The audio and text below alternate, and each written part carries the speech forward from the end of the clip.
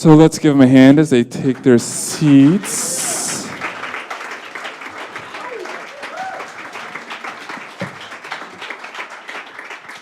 Let's start and introduce yourselves. Hi, I'm Amy Esacove, writer, director, producer, maniac. Hi, I'm Kevin Mockrin. I am one of the casting directors. I am Karina Walters. I am the other casting director. And here comes Jorge.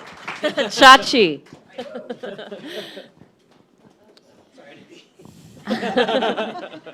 Hello. So we all know it takes an army or a village to make a film. So you want to point out anybody in the audience and cast and crew? There are a lot of people here. Let's see, Granger Hines, where are you? And hi. There are a lot of people. Let's see. Yeah, you know what, cast, why don't you just stand? I know there are a handful of you guys here. Yeah. Chloe Lanier, Caitlin Zambino. Lee Garlington. Thank you, guys.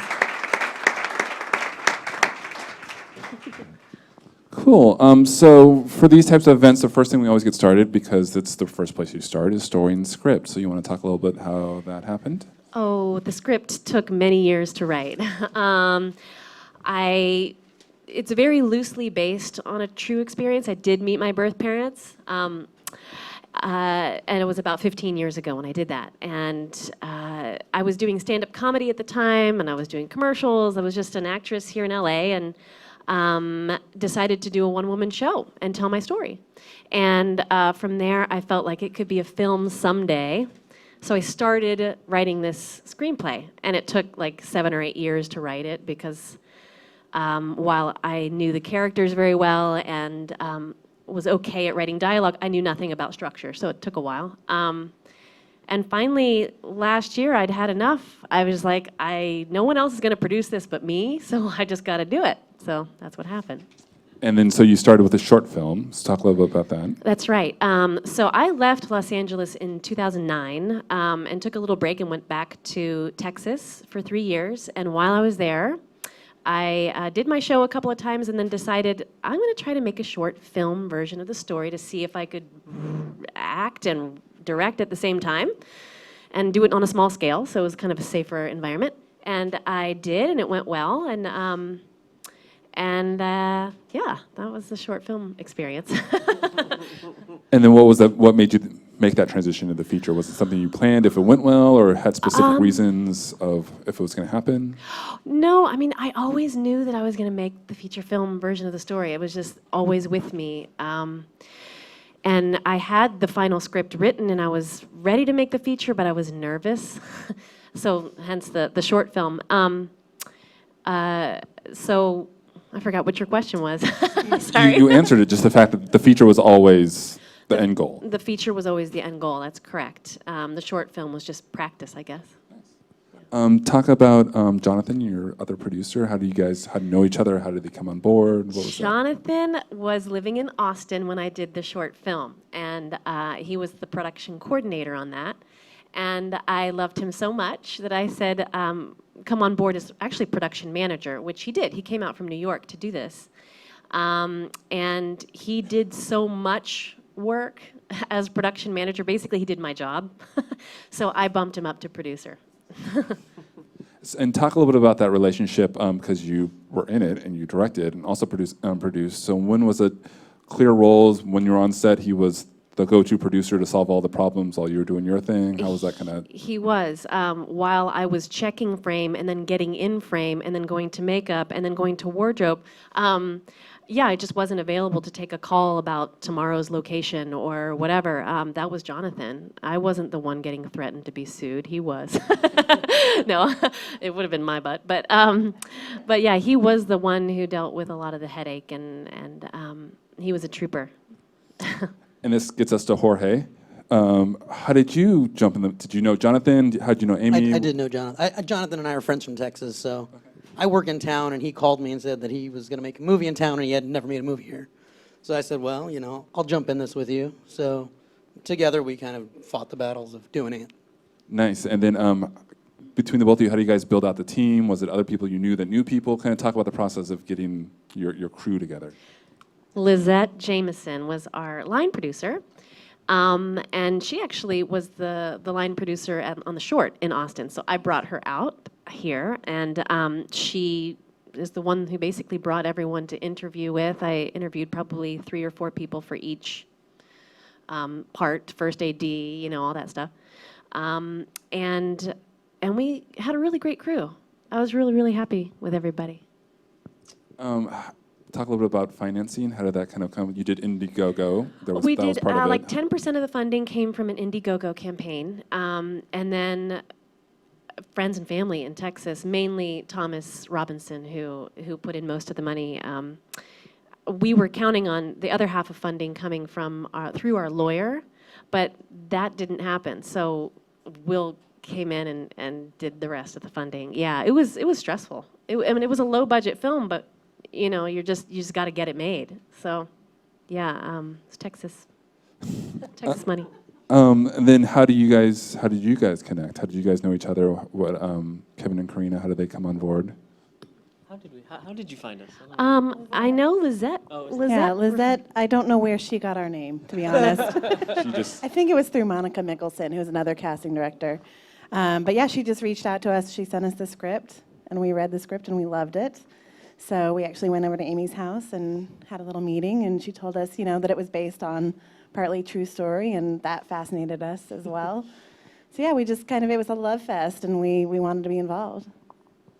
And then, so talk about that process. Did you write with anybody in mind, actor-wise? Was it all just kind of like, it's all open? What was that kind of conversations that started? I did not write with anyone in mind, except for myself. We only had a few auditions for her role. Yeah. I knew that we weren't going to have the kind of budget. I knew it was a good story and that we might attract, you know, a great cast, which we did. But everyone is relatively unknowns, you know. Except for Mackenzie and Granger, a lot of people know you guys, and we got some great younger actors too. And yeah, no, it was not written for anyone. We just lucked out with a great cast. And then, what was the process like for you guys? Did you guys automatically have ideas, or what was those first kind of conversations that got to the audition process? We started by talking about a few of the names, coming up with lists for some of the bigger roles. And we kind of always generally do that, and then simultaneously we start auditioning because we want to try to find the best actor, and you never know who's going to respond. So yeah, we did for a few. We made like 1 or 2 offers, but really our focus was just trying to find the right person and trying to match her vision and trying to find, you know, her family. And I feel like we should mention that we had 3 weeks. yeah. And it was about 40 roles. All in all? It was like, yeah, 35 or 40, Yeah. something like that. So we knew we just didn't have a lot of time. You know, sometimes if you're trying to go after big names and you make offers, it takes them months to read the script sometimes. So we knew, you know, the financing was there and it was a really strong script. So we know lots of really good actors, and we thought, let's just audition people and see who Amy responds to and go from there. And the response was kind of amazing with just actors in the room, the camaraderie between them, sharing stories and stuff, and watching Amy's reaction as people auditioned and watching her experience. It was a pretty amazing experience just to go through that process with her. It was my favorite part of the whole filmmaking process, actually. I loved casting. What'd you love about it?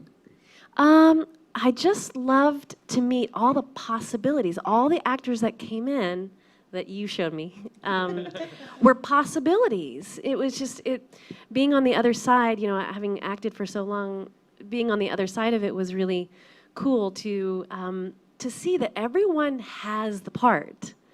Everyone could be in the part, but you just got to choose one. And a lot of times you choose that one right when they walk in the door. It's just there's an essence, and they all gave great reads. Sometimes there's an essence there. Yeah, we always like to say, you know, which version of the story do you want to tell? You know, we try to bring in wonderful actors that could, like she said, could all be the part, but ultimately it's just kind of, you know, which story you're trying to tell. And some of them, like when Faye came in, you know, who played Pearl, she was like, that's my grandmother, you know, and just, you know, it was kind of wonderful to watch that. And then, so the conversations afterwards, kind of peel back the curtain a little bit. if they all could do it, it's an essence. And did you guys sense it, or were you just kind of looking for her to go, that's my grandmother? Was there sometimes you're like, all three of you were like, yeah, that's obvious, or we're like, this person or this person, eeny, meeny, miny, mo? I would say that just the part of Elaine actually was really tough for me because there were a lot of good actresses that came in for that role, and Abby ended up being the perfect one. And actually, Melissa, who plays Jenny in the story, she came in for that role, and I thought, oh, she's Jenny. That's what's bugging me. So we cast her as Jenny, and all the rest were very instantaneous decisions, but that Elaine part I think was a little difficult. One thing I'll talk about in the casting of this film specifically that was fun for us was doing the younger versions sometimes, and casting the parents. There's such a storyline about how the dad, Sid, looks just like her. So that was something that, sometimes you're casting a family, but it doesn't have to be exact. This, there was the whole storyline about how much they looked alike. And then again, doing the younger versions, we wanted to know who Elaine was before we started casting for young Elaine. But I thought it turned out really well, so. Yeah, some of the matching stuff was very accidental. I mean, it was only in editing that I realized that Chloe looks so much like Abby. She plays the younger Elaine. I couldn't get over it.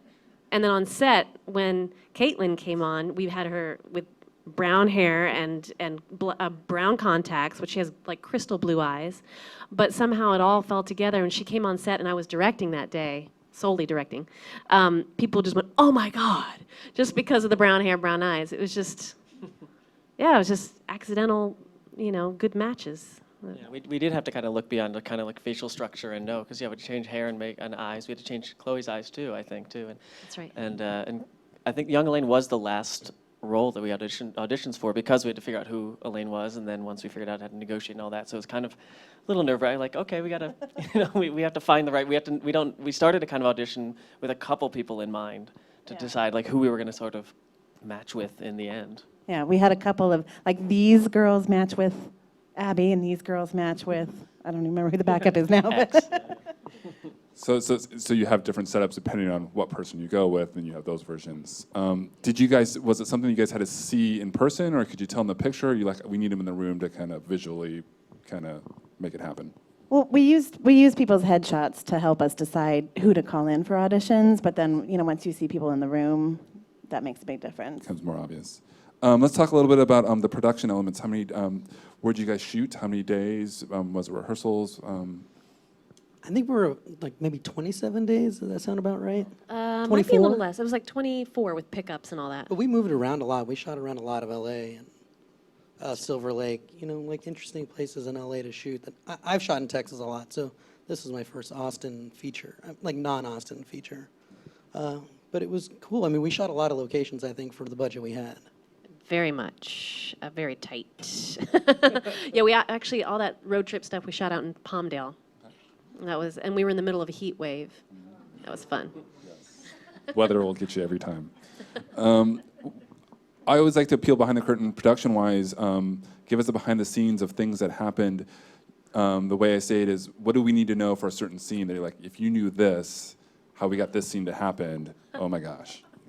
Well, one of those scenes is at the top of Silver Lake, where you see the LA skyline, and we had a pretty big department transpo-wise, so we had a lot of trucks, and we had a 72-foot honey wagon, and trying to just negotiate, like other people in the world, and shoot Silver Lake, and shoot those roads. If you know those roads, some of them are like you need like a tank to get through them, and we were shooting at the very top of it. So don't have a huge transport department when you're going to shoot the top of Silver Lake. That's my only note. That was tough. I'm trying to think. The airport scenes were at this Hollywood airport, setting, whatever set. But the small town airport where I meet Linda is literally just a room. We were like, how can we make this look? I mean, it was just sound effects that make you, oh, it's right at the airport. It's like it's amazing how when I'm watching the film, I think that's the day that person had a nervous breakdown. That's the day, and you guys don't know any of it. You're just watching the story, but I'm thinking about, oh, that was the 3rd of July when all those fireworks are going off and everyone thought guns were going off. It was just, it's crazy. being on this end, what would you give advice to people who maybe want to direct their first film? Well, have a very clear vision. I mean, I felt like if this had been some sort of like just, oh, I thought of this script, last year and we directed, it would have been a lot more stressful. But I've been telling this story and writing this story for 13 years. And so I had a lot of time to think about my shots. And so that made it a seamless process on set. I would just say that that first one, I mean, it was a lot of our first feature film. My line producer's first feature film, the director of photography's first feature film, my first feature as a director, first feature as a starring actor, first feature as a writer. It was a lot of people's first. And I would say if you are directing your first feature film, don't do that. Surround yourself with people who've done it many times before, because it was just a lot of operating in the dark. But we got through it, and it turned out to be pretty good. It can happen. It happened. As casting directors, what do you guys need from the script or the director to make your job the best it can be? Well, a great script helps, yeah. Actually, just listening to you talk, I mean, Amy was so organized and so quick to make decisions and always responding. And, we work on a lot of things. That's not always the case. So it was pretty remarkable. We went to visit set, and she was calm and cool and collected. It was really weird. I was like, this is your first time acting and directing, and she was like, yeah, this is fun. So it was a lot of fun to watch. But yeah, just the clear vision obviously helps too. I mean, she knew who her family was, but wasn't casting them. She was casting, like she said, the essence of them, and so she really had a good, clear sense of what she wanted. So it was a pretty fast turnaround. Whenever we showed her tapes or anything like that, she pretty much knew what she was looking for. Jorge, as a UPM, what do you need from a producer or director to best do your job, or what would you, if someone was new, what would you request of them to be mindful for crew and whatnot? I don't know. It's not such a broad question. I mean, like when I don't know if I'm going to answer your question directly, but making a movie is like a nightmare. You're like mixing every media together, and you've got 50 people you're trying to wrangle all the time, and actors. So my rule on set is I just want everybody to be nice to each other. It's like this is so hard already. So any additional attitude or just pushback, it's just like we're all here together. So that's kind of my thing on set is just try to be cool with everybody and keep everybody kind of at the same level. Yes, sir. Go for it real fast. George, ladies and gentlemen, Larry.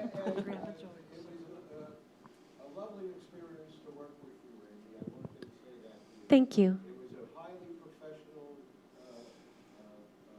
crew and experience all the way through. Thank you. The question I have as an actor who is usually out of work, did you get much assistance from the Screen Actors Guild and AFTRA in helping you folks get permits and other assistance in actually shooting your film? No.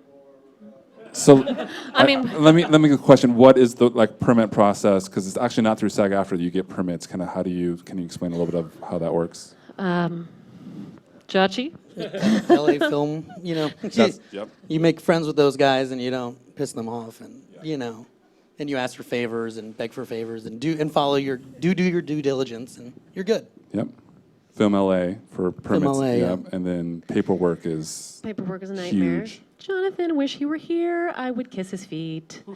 And I would say also to someone first time directing / producing, do not skimp on a location manager. Have that in place. Because locations are the hardest part, I think, about being a director, is choosing them.